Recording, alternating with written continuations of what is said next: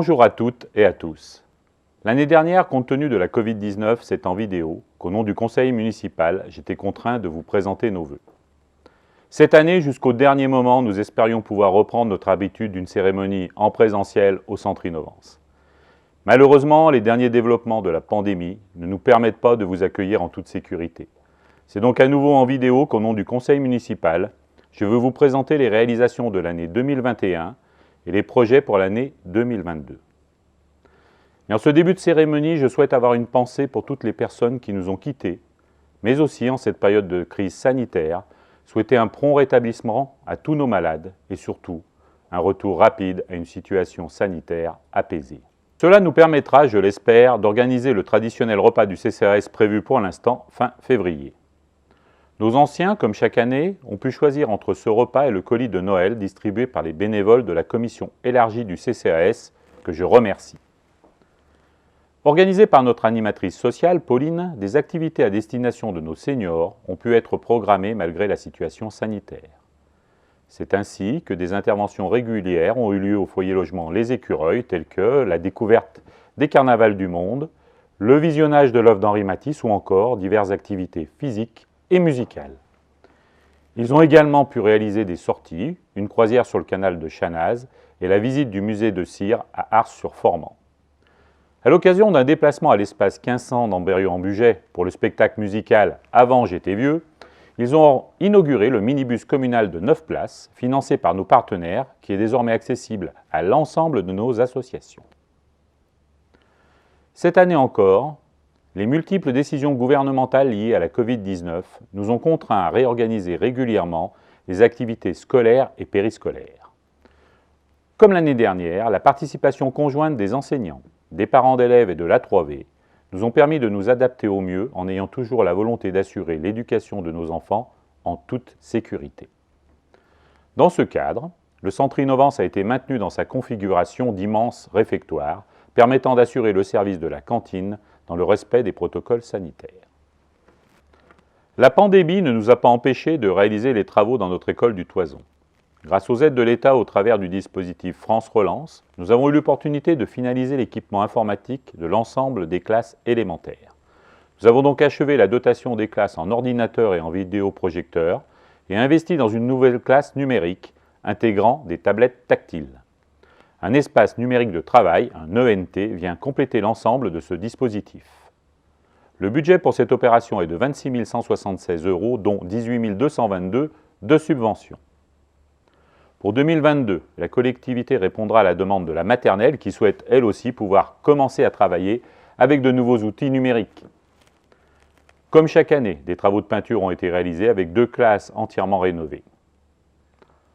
En 2021, une étude a été lancée pour l'optimisation énergétique de l'école élémentaire, comprenant le remplacement des fenêtres, la modification du chauffage qui intégrera également le rafraîchissement et un traitement d'air adapté. Un bureau d'études travaille sur ce dossier afin de préparer les demandes de subvention et le dossier de consultation. Les travaux commenceront en 2022 pour s'achever en 2023. Une étude est toujours en cours concernant l'implantation d'un bâtiment dédié au périscolaire dans l'environnement proche de l'école. Pour ce projet, nous travaillons en collaboration avec l'A3V et l'Agence départementale d'ingénierie, l'ADI, qui nous assiste pour la partie technique. Sous l'impulsion de sa nouvelle responsable, Émilie Pacalet, la bibliothèque s'est organisée pour mettre en place des activités respectant les règles sanitaires en vigueur. C'est ainsi que 14 animations ont pu intéresser plus de 284 participants, laissant malheureusement 54 personnes sur la liste d'attente, compte tenu des restrictions sanitaires. Un vrai succès avec 20% de nouveaux inscrits en 2021. Pour 2022, 9 animations sont d'ores et déjà programmées sur le premier trimestre, avec notamment des ateliers de kamishibai à destination des enfants des écoles. Je vais maintenant aborder les dossiers plus techniques en commençant par l'urbanisme. L'activité est en constante évolution avec 171 déclarations préalables et 76 permis de construire traités en 2021. Le lotissement Le Petit Châtillon, constitué de 11 lots, est désormais achevé. Ceux de Champfleury et de Crozes-Châtillonnière sont encore en cours d'aménagement. Un nouveau projet mené par Un Habitat verra le jour à la place de la Cure de Villeux. La future résidence La Cure comprendra un bâtiment de 11 logements et 3 maisons individuelles. Elles seront ouvertes à la vente et à la location sociale. L'ensemble de ces projets intègre au minimum 35% de logements sociaux. Cela nous permet d'anticiper nos futures obligations liées à la loi SRU qui risque de nous imposer d'avoir, sur la commune, un minimum de 20 à 25% de logements sociaux. Dans ce cadre, la révision de notre plan local d'urbanisme, le PLU, se poursuit avec la finalisation des orientations d'aménagement et de programmation, les OAP, du règlement écrit et du nuancier. Une présentation de ce dossier aux personnes publiques associées est prévue au cours du mois de février 2022. Le PLU finalisé devrait être présenté au conseil municipal puis en réunion publique au cours du mois d'avril. L'arrêt du PLU et le bilan de concertation seront normalement entérinés par le conseil municipal en juin 2022. Il intégrera par ailleurs une orientation d'aménagement et de programmation spécifique au secteur Terre du Pollet, ex-ZAC, situé entre le lotissement Les Terres du Pollet et la rue de la Maisonnette, pour lequel un périmètre d'étude a d'ores et déjà été instauré. Cela permettra de réaliser cette opération sous pilotage municipal avec l'aide de l'établissement public foncier, l'EPF. Pour assurer le dynamisme du centre-village de Vieux, la commune a fait l'acquisition du bâtiment qui accueille désormais la boucherie Beauchard au rez-de-chaussée et un futur logement social en cours de réhabilitation au premier étage. Elle a également procédé à l'achat des murs et de la licence 4 de la brasserie Le Saint-Pierre. Dès la fin des travaux de mise aux normes actuellement en cours, un restaurateur ouvrira ses portes d'un nouvel établissement. Parallèlement, nous sommes toujours à la recherche de dentistes pour occuper les locaux de l'ancien cabinet situé rue de la Gare, acquis fin 2019. De la nouveauté dans nos 3 cimetières, avec l'installation de cavernes répondant ainsi à la demande grandissante de solutions pour les inhumations suite à crémation. Concernant l'entretien des cimetières, l'utilisation de la machine de désherbage, combinée à du matériel portatif, nous permet de les maintenir en état. Il en est de même pour nos places et nos trottoirs. Nos services techniques interviennent aussi régulièrement pour l'entretien de nos espaces verts et des terrains de football. Cela m'amène à aborder des sujets d'environnement. Comme chaque année, nos centres-villages, rues et places ont bénéficié d'une attention particulière de la part de l'ensemble des bénévoles du comité de fleurissement. Ils ont réalisé, conjointement avec nos services municipaux, les plantations, l'entretien et l'arrosage estival. Merci à tous pour cet embellissement communal toujours apprécié. De même, dans un esprit de collaboration associatif, des jardins partagés ont vu le jour sur la parcelle communale au lotissement L'Api à Lois, sous l'impulsion de FICA, qui en assure l'animation et la gestion. Vieux-Lomolon a été sélectionné par la communauté de communes de la Plaine de l'Ain, la CCPA, pour participer au marathon de la biodiversité. L'objectif est de planter 42 km de haies sur le territoire intercommunal. 1 km sera donc planté et financé sur la route entre Lois et Montauze. Afin d'assurer la sécurité et le respect de la zone Natura 2000 des Brotteaux, le dispositif en place pour limiter l'accès au stade a été complété par une barrière sélective permettant le passage des piétons, des vélos et des personnes à mobilité réduite. L'environnement, c'est aussi maintenir en état de propreté et de bon fonctionnement les infrastructures existantes et d'en installer de nouvelles. C'est dans ce cadre que nous avons créé un espace de fitness en lieu et place d'un des cours de tennis du Cloquinat à Vieux. Ce nouvel équipement propose un ensemble de 9 agrès pour vous permettre de tenir vos bonnes résolutions de début d'année. Ils sont à utiliser sans modération. Sur le second cours de tennis, une réflexion est en cours pour la mise en place d'un city-stade multisport. Destiné aux petits et aux grands, cette infrastructure sportive supplémentaire profitera également à nos élèves de l'école du Toison. Nous étudions également un projet de pom track qui se situerait à proximité du stade de Vieux. Pour les non-initiés, il s'agit d'une piste permettant la pratique du vélo, de la trottinette, du skateboard et du roller.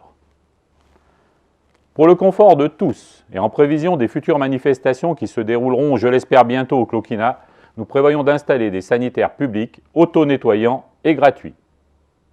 Cela m'amène à vous parler de nos travaux concernant notre réseau d'assainissement. Suite au schéma directeur, nous avons engagé les études et le recrutement de la maîtrise neuve pour la traversée de l'Oie. Les travaux devraient être engagés au cours de l'année 2022. Pour information, les travaux actuellement en cours concernent le syndicat des eaux et la rénovation de notre réseau dans le secteur. Le syndicat a profité des aides liées au plan rebond de l'État et les travaux intégreront également la construction d'un nouveau château d'eau dans le secteur de Chantagry. Concernant le schéma directeur, des travaux sont également prévus dans le secteur de Melon pour résoudre des dysfonctionnements.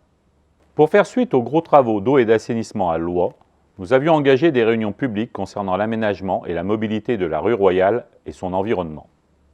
La finalisation de ces réunions de concertation sera réalisée au plus tôt, l'opération ayant pris du retard suite à la crise sanitaire. L'objectif est de finaliser les études et de recruter la maîtrise d'œuvre avant la fin des travaux d'assainissement afin d'achever l'ensemble des aménagements du secteur. Toujours concernant la voirie, au titre du marché à bon de commande, nous avons réalisé un parking rue Montaplan à proximité de l'abribus afin d'assurer la sécurité des enfants. À Molon, rue de la Procession et chemin de la Côtière, nous avons rénové la voirie et traité les problèmes d'eau pluviale. L'ensemble de ces travaux représente un montant global de 79 680 € TTC. Comme chaque année, des travaux d'élagage et de curage ont été réalisés. Pour l'année 2022, un budget équivalent à celui de 2021 est prévu pour pallier aux travaux mineurs et urgents qui restent encore à définir. Concernant les projets de plus grande ampleur mobilisant un budget spécifique, le chemin de la Masse est actuellement à l'étude avec une restructuration complète du secteur, intégrant la voirie, des modes doux, du stationnement, des dispositifs de ralentissement et de l'éclairage public. Des études seront lancées pour la réfection des voiries et des chemins de Chavagneux, de la Châtillonnière et de la Petite Crozes afin de lancer les travaux dès l'achèvement des lotissements du secteur. Suite aux intempéries du début de l'été, nous avons constaté des dégâts notoires liés au débordement du Toison et du Gardon. Nous avons dû travailler en concertation avec le syndicat de la Rivière d'Ain Aval et ses influents, le SR3A, et la direction départementale des territoires, la DDT, afin de réaliser un dossier loi sur l'eau permettant de débuter les travaux de restructuration des berges. Les autorisations étant désormais acquises, les travaux vont pouvoir débuter. Concernant l'éclairage public, à l'occasion d'une rénovation dans le lotissement de l'API, nous avons décidé d'expérimenter la mise en place d'un éclairage LED piloté permettant de moduler l'intensité de 80% selon des périodes définies. Ce dispositif semble donner satisfaction et nous allons travailler sur la modernisation de l'ensemble de notre parc au fil des renouvellements. Ces travaux ont été réalisés en partenariat avec le syndicat intercommunal d'énergie et d'e-communication de l'Ain, le SIEA, à qui nous avons confié cette compétence. C'est également ce syndicat qui déploie la fibre sur le département. À ce propos, la création des artères et des armoires ainsi que les études permettant d'alimenter chaque abonné ont été réalisées. La phase de raccordement est désormais en cours avec une prévision de finalisation pour fin 2022. Nous vous tiendrons régulièrement informés de l'avancement de ces opérations. Préalablement au déploiement définitif, une réunion publique avec le SIEA sera organisée afin de vous apporter les informations concernant vos futures connexions et les opérateurs référencés. Avant de conclure, je souhaite évoquer la commission communication qui a su encore s'investir cette année afin de diffuser le maximum d'informations à la population sur les canaux à sa disposition, panneaux Pocket, le site internet, Facebook et les panneaux lumineux. Ces derniers ont été en partie renouvelés avec un panneau double face à Molon et un full color au centre Innovance. Nos publications bimestrielles continuent à vous informer des événements de la commune. Le tout en un viendra en support de cette présentation pour développer plus en détail les différents sujets que je viens d'évoquer. Il vous permettra également de découvrir les quelques manifestations associatives qui ont eu lieu malgré toutes les perturbations. Citons notamment le feu d'artifice du 13 juillet reporté au 14 août, l'éclat en nain, la farfouille de l'enfance, le repas du club senior et la fête des Lumières qui ont clôturé cette année toute particulière. Nous souhaitons tous retrouver des jours meilleurs avec les animations traditionnelles que programment déjà nos associations. C'est avec un grand plaisir que, suite à l'élection d'Agathe Andrieux comme Miss Pays de l'Ain et première dauphine de Miss Auvergne-Rhône-Alpes 2021, nous espérons accueillir l'élection de Miss Pays de l'Ain 2022 au centre Innovance. J'en profite pour féliciter cet enfant de Loie qui a mis en valeur notre commune au niveau régional. En espérant que le présentiel remplace rapidement le distanciel, afin de pouvoir de nouveau partager des moments de convivialité et d'échange, le conseil municipal se joint à moi pour vous souhaiter un agenda bien rempli, des projets plein la tête, de l'amour sans compter, bref, une merveilleuse année 2022.